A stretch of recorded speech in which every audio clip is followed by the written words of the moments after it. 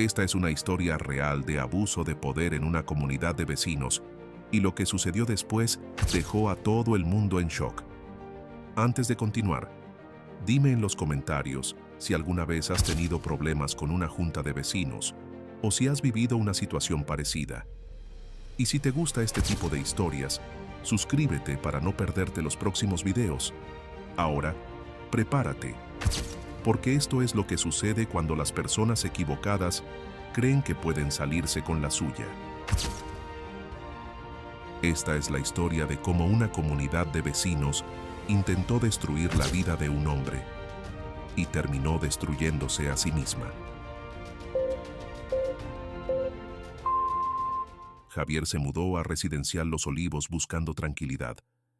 La casa tenía todo lo que quería: un pequeño jardín, calles bien cuidadas y un ambiente que parecía seguro. También era el lugar perfecto para Max, su perro de asistencia, quien lo había acompañado durante años ayudándolo con su trastorno de estrés postraumático. Max no era solo una mascota, era su compañero, su apoyo en momentos difíciles, el único que había estado con él en las noches en que los recuerdos de su pasado lo mantenían despierto. Los primeros días en el vecindario fueron normales. Javier se dedicó a instalarse, conocer la zona y establecer una rutina. Max se adaptó rápido, disfrutando del espacio abierto y del aire fresco. Pero la calma no duró mucho. Una mañana, al salir a recoger el correo, Javier encontró algo pegado en su puerta: un papel rosa con letras en negrita. Infracción: mascota no autorizada según el reglamento de la comunidad. Al principio pensó que era un error. Max no era una mascota, sino un perro de asistencia certificado. La ley lo protegía, y no había razón para que nadie pudiera impedirle vivir allí con él. Sacó el móvil para tomarle una foto a la nota, pensando en contactar a la junta de vecinos para aclararlo. Pero antes de que pudiera hacerlo, una voz lo interrumpió. «Así que tú eres el nuevo vecino que cree que las reglas no aplican para él». Javier levantó la vista. Una mujer se acercaba caminando con paso firme.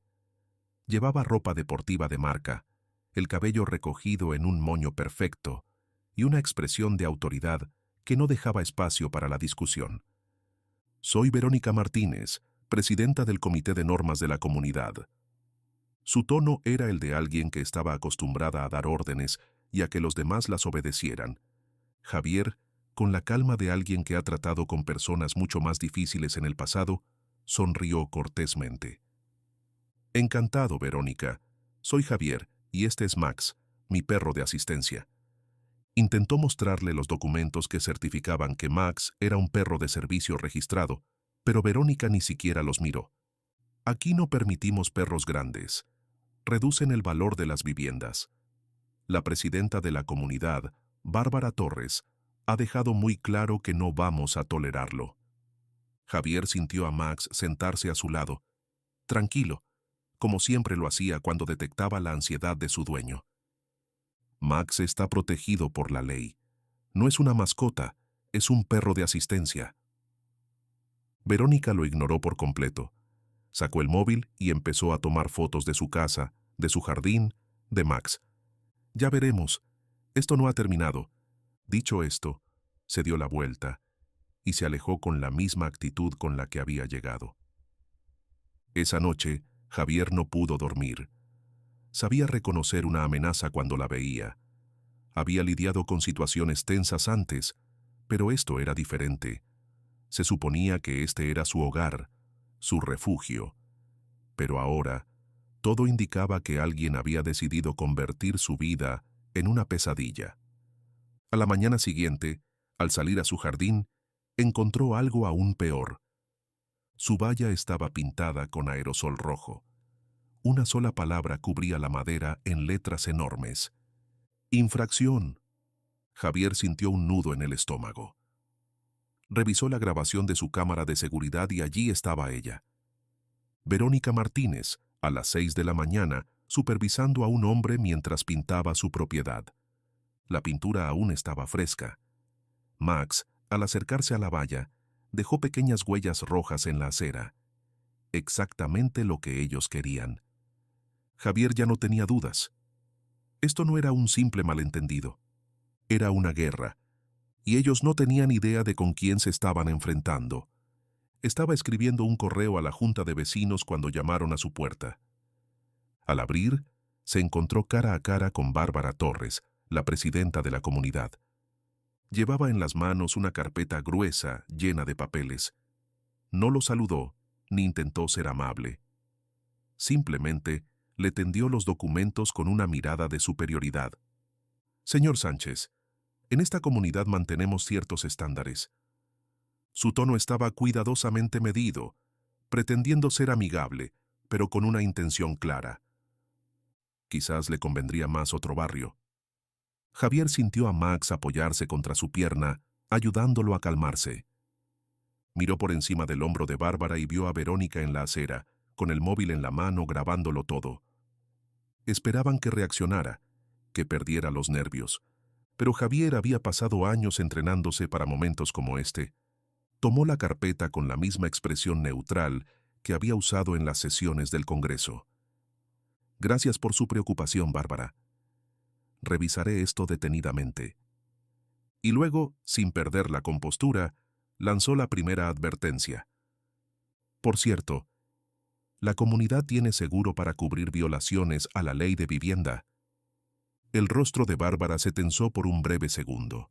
Detrás de ella, Verónica bajó el móvil.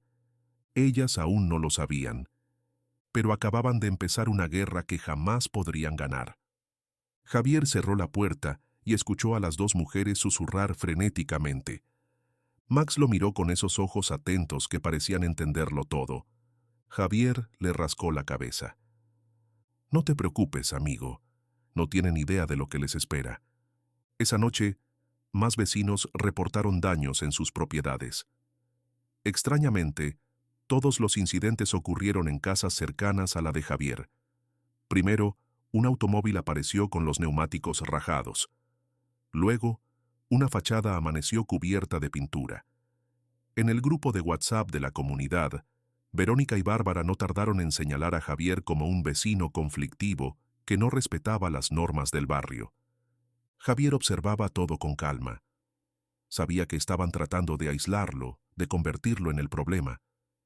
Pero él había lidiado con situaciones mucho más difíciles que un par de vecinas controladoras. A la mañana siguiente, mientras preparaba café, escuchó un ruido en el jardín. Al asomarse por la ventana, vio a una figura en la penumbra, inclinada sobre su césped. Tomó su móvil y activó la cámara de seguridad. Cuando la imagen se aclaró, vio lo que realmente estaba sucediendo. Un adolescente, que reconoció como Tomás Martínez, el hijo de Verónica, estaba colocando algo en su jardín. Se quedó observando por un momento hasta que el chico terminó y se alejó corriendo. Javier salió y encontró pequeñas bolsas de excremento esparcidas por la hierba. No necesitaba pruebas para saber lo que estaba ocurriendo, pero su cámara de seguridad lo había captado todo. Verónica estaba intentando ensuciar su reputación. No fue una sorpresa cuando, unas horas después, vio a Verónica parada frente a su casa, con su móvil en la mano, tomando fotos de su jardín. Vaya, vaya, parece que tenemos un problema con la limpieza, dijo en voz alta, sin ocultar su satisfacción. Javier cruzó los brazos y la miró fijamente. Lo que tengo es un problema con gente que planta pruebas falsas. Verónica se quedó quieta por un momento. Luego fingió una sonrisa y levantó el móvil de nuevo. Todo esto está afectando los valores de las propiedades. Y créeme, eso es un asunto muy serio en esta comunidad. Javier no respondió. Solo sacó su propio móvil y reprodujo el video de seguridad en la pantalla. En la grabación se veía claramente a Tomás, su propio hijo, esparciendo las bolsas en su jardín. Por primera vez, Verónica perdió su expresión de superioridad. Eso no prueba nada. ¿Seguro? Porque tengo muchas más grabaciones como esta. Verónica apretó los dientes y giró sobre sus talones, alejándose sin decir una palabra. Javier sabía que no se iba a detener. Y tenía razón. A la mañana siguiente, aparecieron folletos en todos los buzones del vecindario. En la portada había una foto borrosa de Max, acostado en el jardín de Javier. Pero alguien había editado la imagen para hacer que sus colmillos se vieran más grandes. En letras rojas, un mensaje alarmante. Peligro, animal agresivo en el vecindario. Javier suspiró y guardó uno de los panfletos en su expediente. Para él, esto era solo otra táctica. Pero lo que realmente le molestaba era que estaban usando a Max en su guerra. Esa tarde, mientras sacaba la basura, escuchó voces en el parque comunitario. Se acercó y vio a Verónica y Bárbara hablando con otros vecinos. Bárbara sostenía un metro y apuntaba hacia las plantas de Javier en el huerto comunitario. «Están fuera de las normas», afirmó. «No cumplen con la altura permitida». Javier cruzó los brazos y sonrió. «Eso es interesante, porque en la última reunión aprobaron mi jardín sin objeciones». Sacó su móvil y reprodujo la grabación del encuentro, donde claramente se veía a los miembros de la junta aceptando su solicitud. Verónica se puso rígida. «No puedes grabar reuniones sin permiso». «En realidad sí puedo. Lo revisé en la ley estatal». Algunos vecinos miraron a Javier con curiosidad. Otros, visiblemente incómodos, comenzaron a alejarse. Era una batalla de desgaste, pero Javier tenía paciencia. Lo que no sabía era que la comunidad estaba a punto de cruzar la línea. Esa noche, mientras trabajaba en su oficina, notó que Max se inquietaba. El perro caminaba de un lado a otro, olfateando el aire. Javier se levantó para revisar el jardín y sintió un olor extraño. Al encender la luz exterior, vio algo que le heló la sangre. Su huerto estaba marchito. Las plantas, que había estado cultivando durante meses para donarlas a un banco de alimentos local, estaban completamente secas. Al acercarse, vio restos de un líquido aceitoso en el suelo. Herbicida. Fue directo a revisar las grabaciones de seguridad. Y allí estaba. A las 4 de la mañana, una figura vestida con una sudadera negra se deslizaba por su jardín con un bidón en la mano. Cuando la persona se giró hacia la cámara, la luz de la calle iluminó su rostro. Era Miguel, el marido de Verónica. Javier apretó los dientes. Ya no se trataba solo de acoso. Esto era sabotaje. Sin perder tiempo, llamó a la policía y presentó una denuncia. Cuando los agentes llegaron, revisaron las grabaciones y tomaron nota de todo. Uno de ellos, una mujer con el apellido Martínez en su placa, se quedó observando a Javier con interés. «Hemos recibido muchas quejas sobre esta comunidad en las últimas semanas», dijo en voz baja. «No es la primera vez que nos llaman por algo como esto». Le entregó su tarjeta y le hizo un gesto con la cabeza. Javier sabía lo que significaba. Este no era un caso aislado, y lo que había comenzado como una simple disputa con la junta de vecinos, ahora era algo mucho más grande.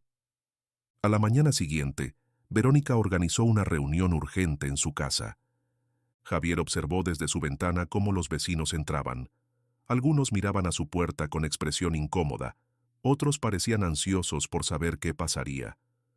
Un par de horas después, la señora Juárez, una vecina mayor que siempre había sido amable con Max, pasó por su casa y le dejó una nota en el buzón. Solo 3 palabras. «Ten cuidado. Planean algo». Javier la sostuvo entre sus dedos y miró a Max, que se sentó a su lado como si entendiera la gravedad del momento. Sabía que Verónica y Bárbara no se detendrían. Y tenía razón. Esa noche, escuchó el primer golpe contra su ventana. Se giró rápidamente y vio una sombra en la calle. Se acercó a la puerta y miró por la mirilla. Era Tomás, el hijo de Verónica. El chico parecía nervioso. Con la mano temblorosa, levantó otra piedra y la arrojó contra el cristal. Pero esta vez, Javier no lo vio solo. Detrás de él, Verónica lo sujetaba del brazo, obligándolo a hacerlo. Los demás vecinos miraban desde sus puertas, algunos con sus móviles en la mano, grabando la escena. Javier sintió su mandíbula tensarse. No era solo acoso. Ahora estaban utilizando a su propio hijo como un arma contra él. Javier tomó su móvil y marcó un número. La voz al otro lado respondió al instante. Sara, necesito que movilices al equipo legal. Esto ha ido demasiado lejos. Verónica no tenía idea de lo que estaba por venir, y cuando lo descubriera, sería demasiado tarde. El día siguiente comenzó con una sensación de inquietud. Javier se despertó temprano, como de costumbre, pero algo en el aire se sentía distinto. Max lo notó también. Su compañero de 4 patas, siempre tranquilo, estaba más alerta de lo habitual, moviéndose inquieto por la casa. El vecindario parecía más silencioso de lo normal. No había niños jugando, ni vecinos paseando, ni el ruido de los aspersores encendiéndose. Era la calma antes de la tormenta. Javier decidió ignorarlo y concentrarse en su rutina matutina. Tomó su café, revisó algunos documentos y se preparó para salir a correr con Max. Pero justo cuando abrió la puerta, un sonido inesperado lo hizo detenerse. Un clic. Javier giró la cabeza y vio a Verónica parada en la acera, sosteniendo su móvil en alto, grabando cada uno de sus movimientos.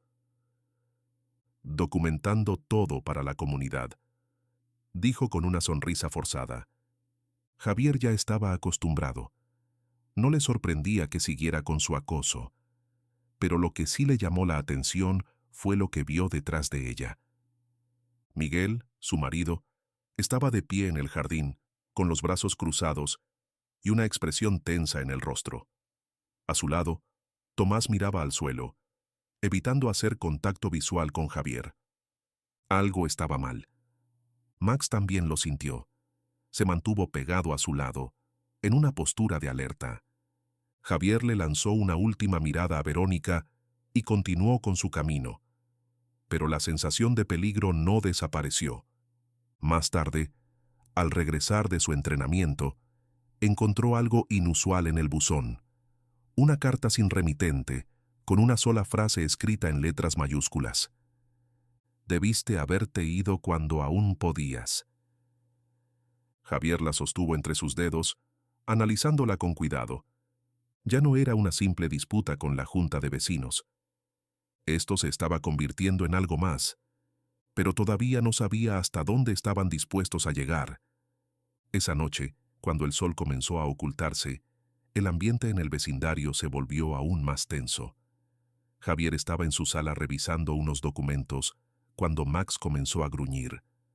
Levantó la mirada y vio su reflejo en la ventana. Detrás de él, en la oscuridad del jardín, algo se movía. Se acercó con cautela y miró a través del vidrio.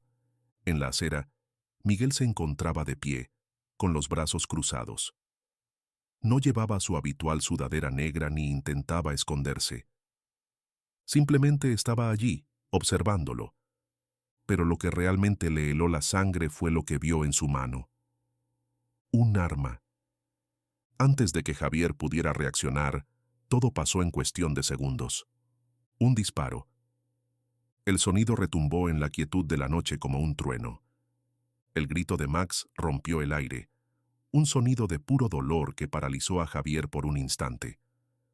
Se giró con desesperación y vio a su perro desplomarse sobre la hierba, su pelaje dorado empapándose de sangre. No había tiempo para pensar. Se arrodilló junto a Max, sintiendo cómo su respiración se volvía irregular. Su corazón latía con fuerza, la adrenalina recorriendo su cuerpo. «Aguanta, amigo, aguanta», susurró, presionando la herida con sus manos. A lo lejos se escuchaban gritos. Algunos vecinos salieron de sus casas, otros se quedaron grabando con sus móviles. Verónica apareció en la escena, pero esta vez su expresión no era la de siempre. «Fue en defensa propia», exclamó con desesperación. «Ese perro es peligroso. Lo atacó». Pero nadie le creyó. Las cámaras de seguridad de Javier habían captado todo: la frialdad con la que Miguel había levantado el arma, el disparo que había salido sin provocación alguna. El dolor en los ojos de Max mientras se desplomaba.